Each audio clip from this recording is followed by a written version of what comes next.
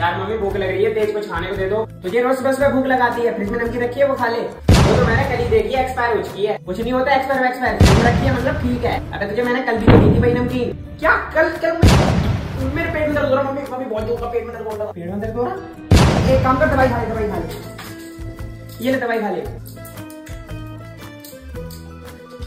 क्या मम्मी ये भी एक्सपायर है? ये एक्सपायर है? अबे फ्रिज में तो रखी थी, ठीक ही होगी। काम करो उसको